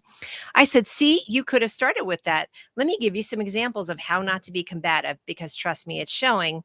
I know how you feel. It's actually happens to me in this way. That is one way you could approach someone. I said, and show the research, no need to yell. You could have a conversation and not just come out of left field.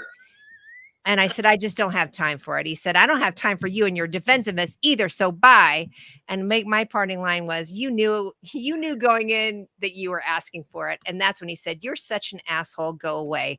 And that, my friends, is how that conversation went today. And I think that this is going to happen for a lot of us too. You see these very defensive. I don't think they're necessarily incel men, but I mean, can we talk a little bit about some incel stuff? Corbin, just deep side. I just saw it. Oh my God. Yeah. No, I mean, I'm not surprised, but you said it. You said it already. You can tell when people are being antagonistic. You can tell Thank you. when people are not trying to learn and not trying to be humble. I mean, it's clear. And my advice, and again, this is because I had therapy today, is don't waste your time on those folks. We don't have enough energy. V is tired. Yeah. Right. Like don't waste your energy on people that are not, and very seriously, actually, like that people that don't want to change or are not in that stage of change, we actually know from real research, not your friend's research, that they're not going to. If they're not thinking about maybe taking action or planning to make change, they're not going to. And so talk to the folks that are interested in change, that are like, I don't really know about this movement. I don't know about this grassroots organization. I don't know about this campaign. Those are the folks that you want to link into, and that you want to say, great, let's meet. Let's have coffee. Let's have a Zoom call. Let's have a text conversation. I can share more. But I just fear that we often waste too much time talking to folks that are not interested and really just want to piss us off and waste our energy. They do. Even if it's unconscious. It really is the energy.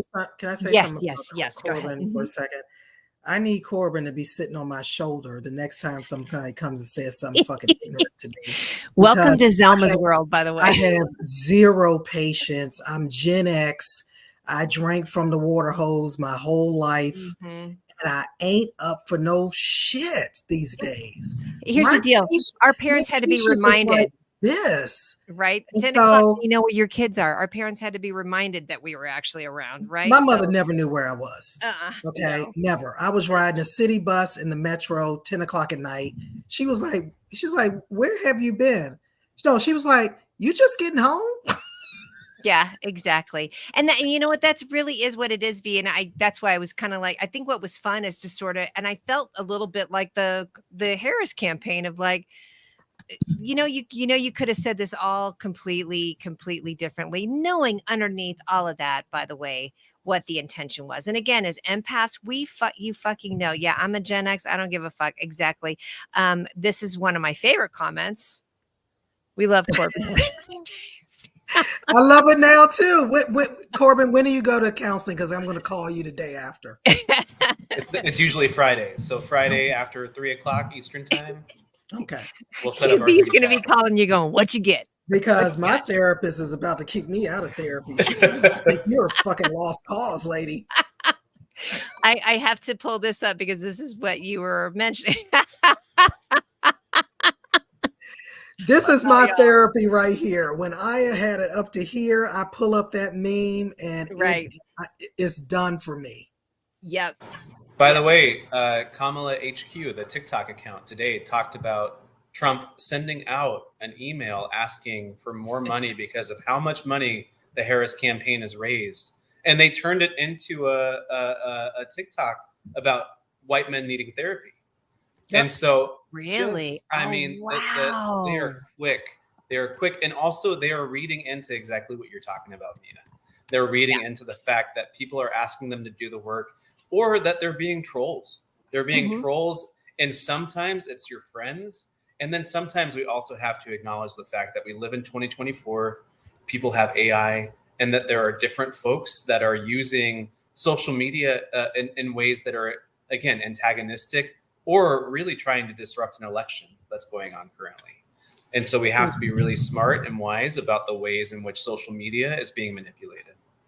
It's, thank you for saying that. I mean, that there really is, the bots thing is a whole real thing. Now, I thought it was interesting, and Corbin, and you and I had this conversation too about if there's some folks that you really don't want to support. I know we talked about this as far as Palestine and our feelings on Palestine, and some of the influencers that we don't want to follow anymore. Not only do we unfollow them, but we block them, because that block is also a very, very effective way of cutting back ad revenue for them, right?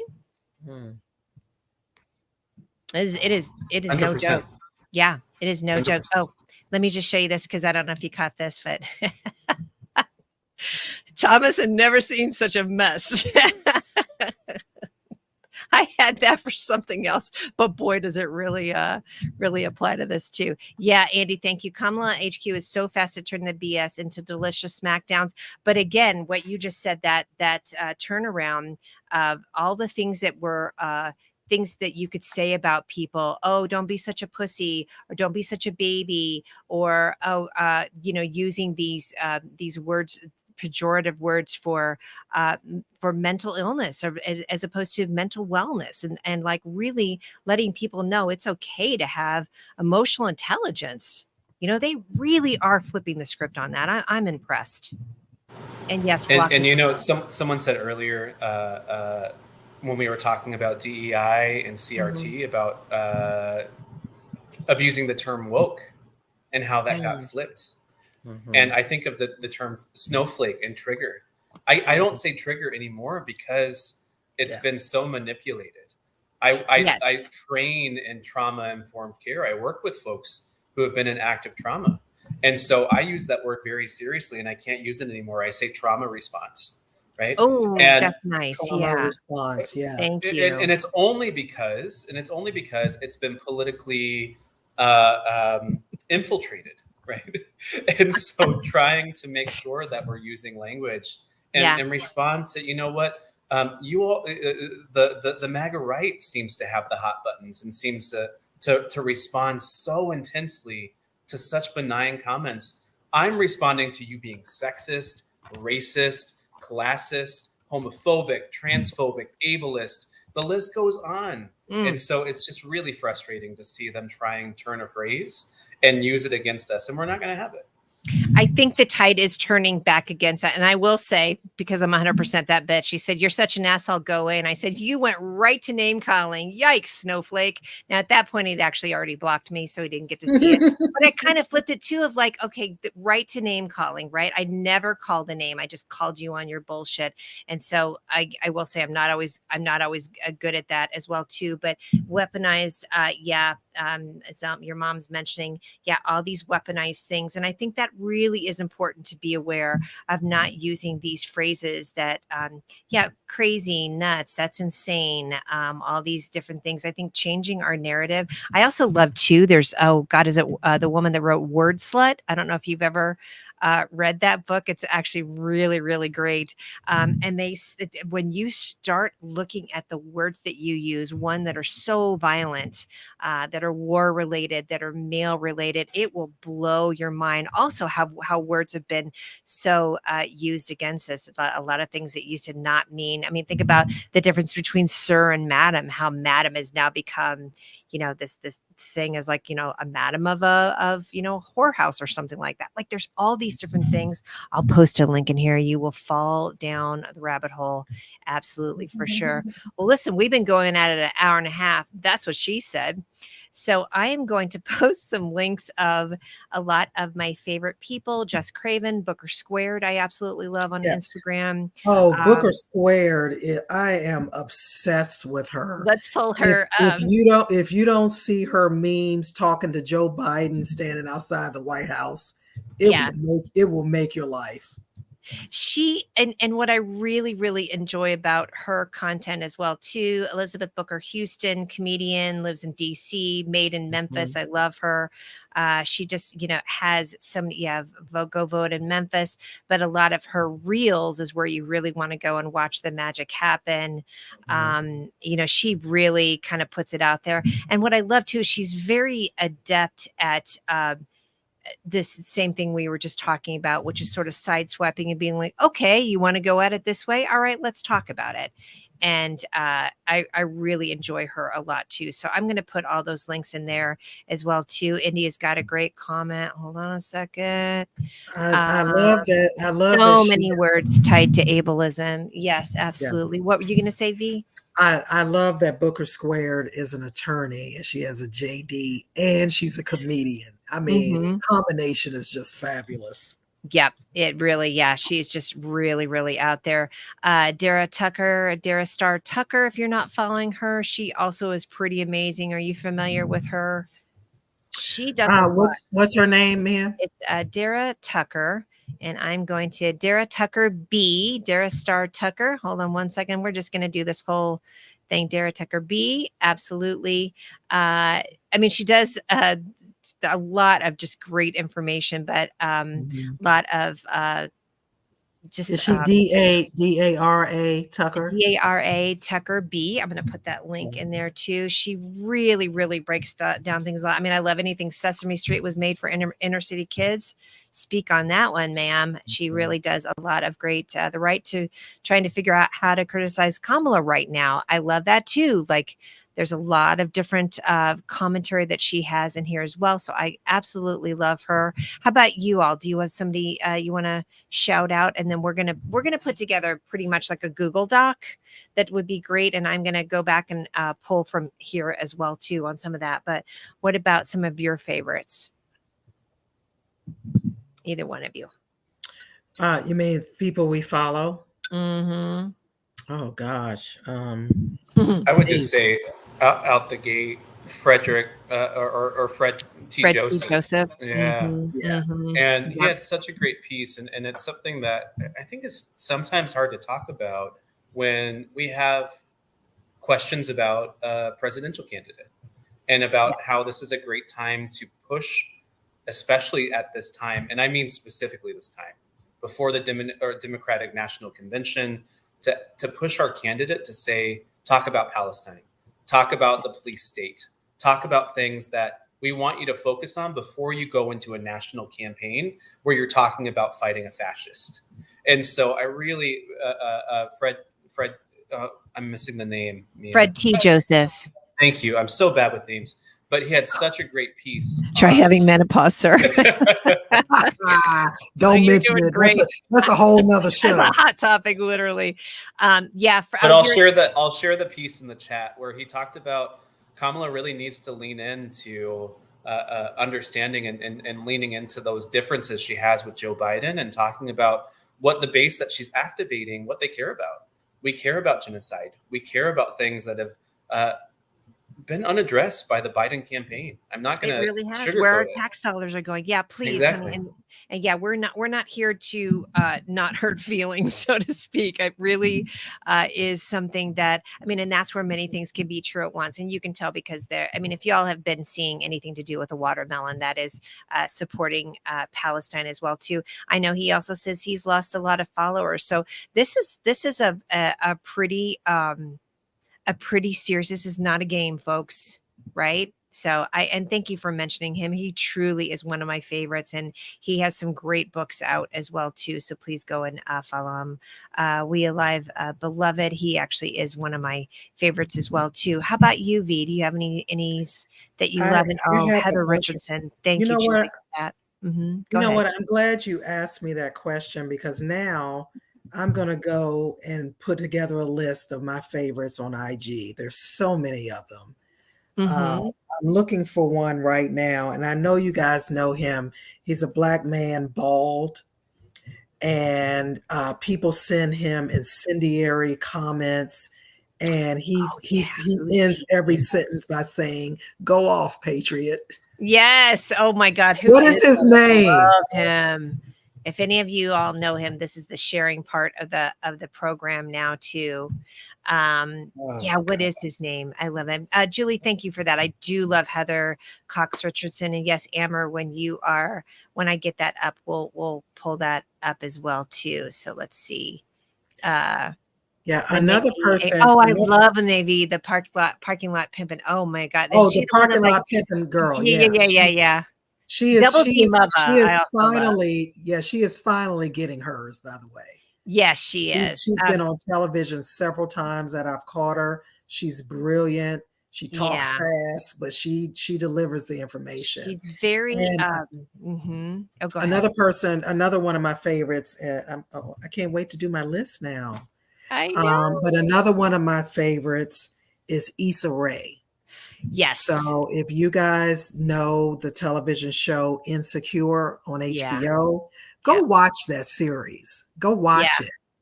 I did go back this year and watch it, and I loved really like consuming it all at once. Yes. Yeah, I love Molly Jung Fast as well, but Issa Rae, I'm totally obsessed with her. And now Mia, and I'm going to send you some.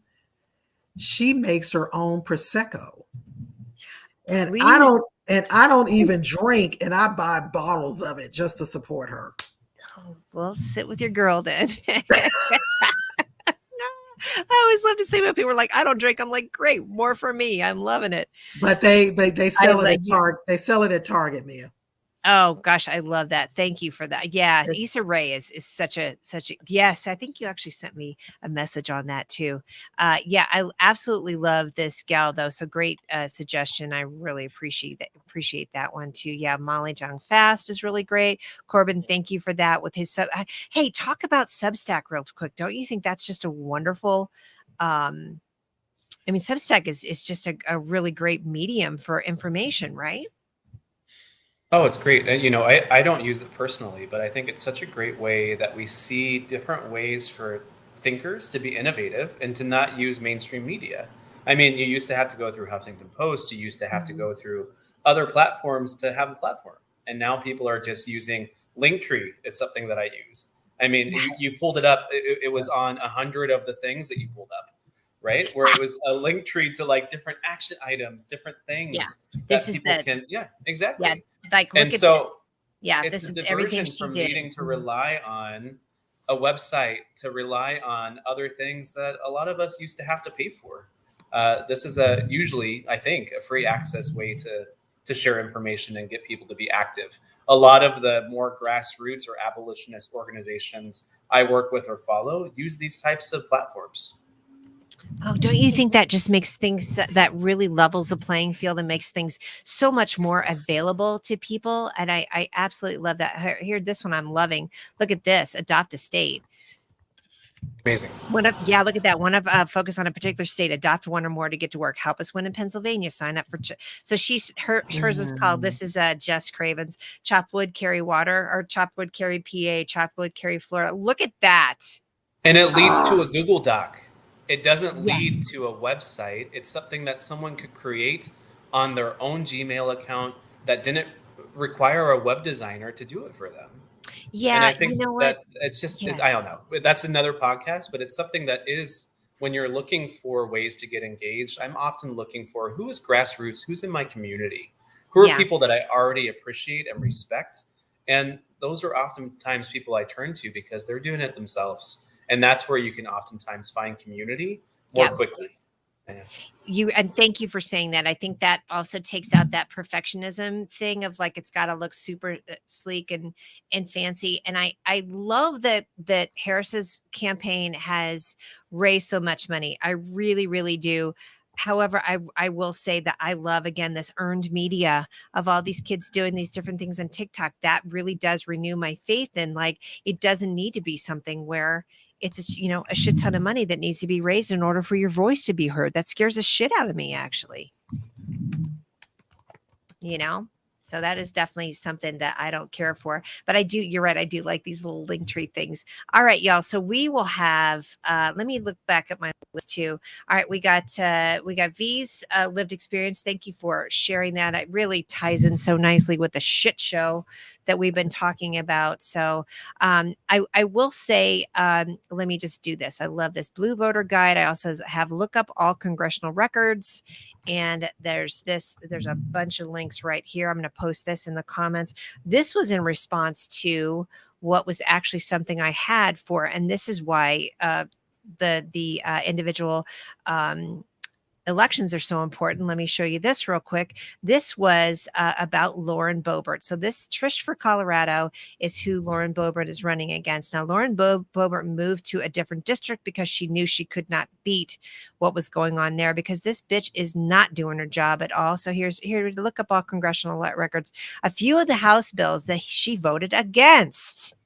This list is long. She hasn't done anything. Affordable Insulin Act, Mental Health Justice mm, Act, Federal Firefighters Fairness Act. I love that she put this out there. Law Enforcement De-Escalation Act, Strengthening Oversight Committee for Veterans Act, Fire Weather Development Act. Look at all this stuff she voted against. Protecting Our Kids Act.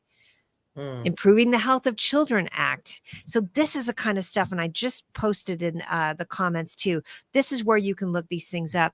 This is not a phone it in election. We're telling you a lot of things to do.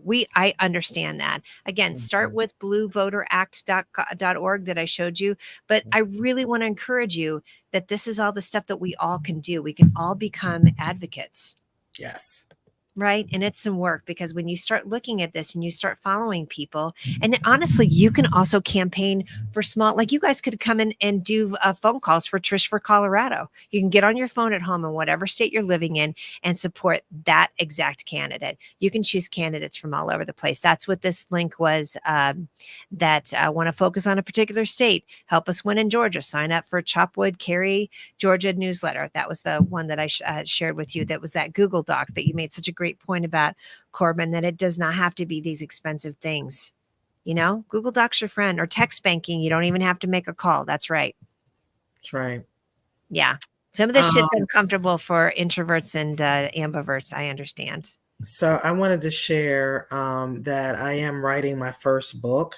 Yes, thank you. I've been actually writing this book for 6 years, so don't clap for me too much because I'm a procrastinator. But I am going to be finishing up my book before the end of the year. I'm going to actually go on a book retreat all by myself, just me, and I'm going to finish that sucker up.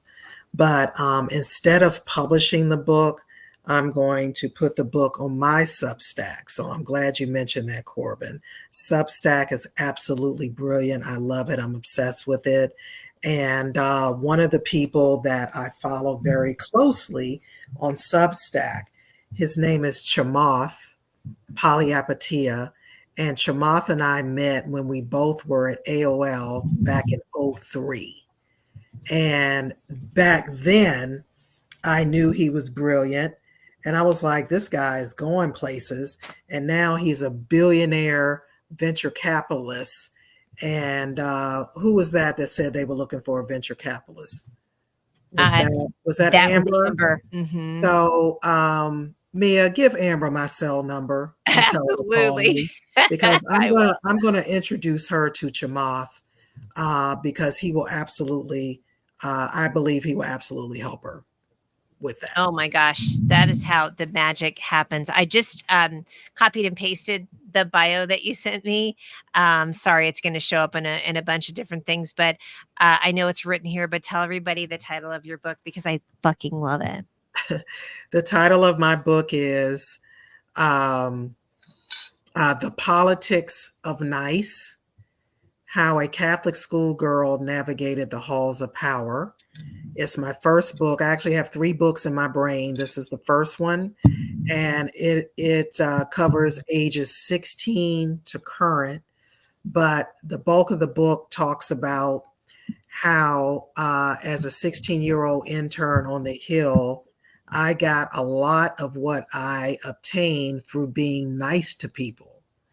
And then later on in my career, when I got into corporate America, my managers would tell me I was too nice and I needed to be more bitchy to keep up with the men and the women that were trying to compete with me.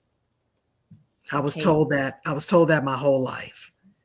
And so, oh my God, Amber, you better call me tonight. Okay, let's get it. Don't wait. but yeah, so that's what my book is about. But I wanted to relay to young women, particularly young black women and young women of color, that you don't have to be a raging bitch in corporate America to get ahead. You don't have to subscribe to being a man and then being told that you're too masculine. Where is your feminine energy? Shut the fuck up. I don't want to hear it. Oh, Vee, you need to act in your feminine energy more to get what you want. No, I don't. No. Yeah. All I have to do is say please and thank you and listen. Yeah. That's all I've done my entire career. Yep. And it served me well. And when I choose to use my feminine wiles, I can get what I want to. So there you go. I got to tell you, we need to bring back Mae West, because that bitch had some really fun shit she used to say. Just if you want to Google just Mae West, like some of the stuff that came out of her mouth, and I feel like this is the Mae West thinking too of just I don't, you know what, the hard stop no is just gorgeous, or anything that ends in a period without a lot of explanation, and you've really embraced that, and I really appreciate that, because I think that we are led astray by a lot of gaslighting Yeah. Yeah, like Yeah. you bring that. No, shut the fuck up. Yeah. I don't like when people say that. And, I'm divorced 2 years, so I'm dating now. Shit show. And on I'm very specific on my dating app. I tell them exactly what I'm looking for. So don't ping me if you don't have these qualities. But one thing that I've been told by several guys that have matched me on my dating app is that I'm too strong. I act like I don't want or need a man, which I don't. And I'm not acting in my feminine energy. God damn, they I came mean, do out with you all guys the think words that like a about me Corbin, after basically. this podcast? Put it in the chat if you Put do. in the chat. Yeah, you should start a little. Actually, India, this reminds me of the chronicles that your mom used to do of dating of a black woman out there dating in her 50s of like, are you? It's the AYFKM. Are you fucking kidding me? So, And and I is the irony not just like so funny to folks about thinking about our country right now and thinking about who's been in charge and like what are we told about corporate America? I have been led by primarily women and black women in my organizations, and it's some of the best leadership I've seen. And I've worked in organizations that are run by white men, and you see fragility, you see ego, you see, and it's not an individualistic character or individual characteristic. There's something related, and that we have to dive deeper into. What you were saying, Mia, perfectionism being a tool of patriarchy. Yeah. I've also heard the term perfectionism as a tool of white dominant culture. That we think we have to be perfect, that we have to have a certain way that we write, a certain way that we act. We have to challenge these notions. It's just not, we can't continue to go by them. We can't. But then when you have that dichotomy though of the fail forward mediocre white man, I just like the two sides is just, and it's an absolute dichotomy of like, how do these two things exist? It's just incredible. And that's what we were talking about, speaking earlier about Kamala's Harris's everything that she has, this long, like when you take that Santa list and go like this and it just rolls out. I mean, that's her qualifications compared to, as Amber was mentioning, having a doctorate with folks that are in high school. So I think it is sort of a two-pronged thing. That's what she said, of having the things of saying, all right, I am not going by this perfectionism anymore. And I really encourage you to at least once a day type something wrong. That hurts my feelings to even say that out loud, just so you know. But type Y-O-U-R instead of Y-O-U-R-E or something, like just to see how it feels to, or stop explaining, or just say, no, I can't do that. And don't offer any more explanation. There's all these little tiny things of empowerment we can do to really break that cycle of that perfectionism, and then calling it out and just sort of observe out there of like, look at that mediocre bullshit going on over there. And the more privileged you are, so me as a white man, I have to model it even more. Yes. I have to model imperfectionism. I have to model failure. I have to model being emotional in the ways that are appropriate. Yes. Not in the ways that are inappropriate, right? Yeah. And so I think that white women also could take note of again, modeling instances where you don't have to be perfect. You don't have to have things perfectly written out, because we're upholding a standard that's impossible to live up to. And then what does that do for our colleagues, our friends that are saying like, we're trying to get where you are? Yeah. Sissy says, I'm just so tired of explaining. I just know, or I don't want to. That right there, Christy, absolutely. That nails it right there. And I think on the flip side too, of really stop yourself when you are critiquing or criticizing or questioning other people. It comes out. It is sneaky. It is really sneaky, because that is our thing of like, well, I need to make sure if my nose is clean, everybody else's is clean too. Stay in your fucking lane, stay hydrated, stay moisturized. Okay. And mind your business. And mind your business. It really, there's so much when you close, like, look at this. Let me give you an example of what it can look like. See all these windows open, bitches? See all that shit up there? Yep. Like that's that, like, look how much energy that takes to have all those programs open of worrying about one, what other people are thinking of you, or two, worrying about what other people are doing. And I really think that's probably going to be one of the best pieces of advice we can close with at 1 hour and 53 minutes later of all this good stuff of how to navigate this important time. I am going to end with a little bit of a bombshell. Let's think about what's going to happen after we win this election. And that is, how are we focusing on what we're going to do next for racial justice? Rest in peace, Sonia Massey. Yes. If you don't know who that is, please look it up. That is just one of the most absolutely horrific things, the newest of the horrific things to come out of a Black person being murdered by the police. Please look it up. Massey. So racial justice, reproductive freedom. I mean, we can't do, and I know I did that in 2020. Just more like, thank you for typing that in there, V. Appreciate that. In it, like, just sort of like, okay, we won, and then falling back asleep. And that is the theme song of white women. We're all good. We're all safe. And we just can't do that once this election is won. So that's going to be our next. So after the election is over, the following day, we got to keep working. Yep. Because if we don't win the House and the Senate, yep, they're going to block everything Kamala does, including going to the bathroom. They're going to block that too. That was what happened with Obama and his, I think from 2010 on. And that's literally what's happened with Biden in the last 4 years. This is exactly how it looks, folks. Look how long they've been trying to get rid of Obamacare.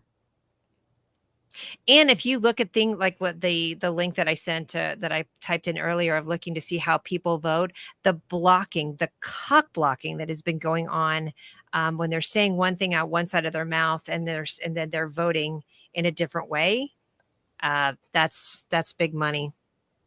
Mm-hmm. That is big money.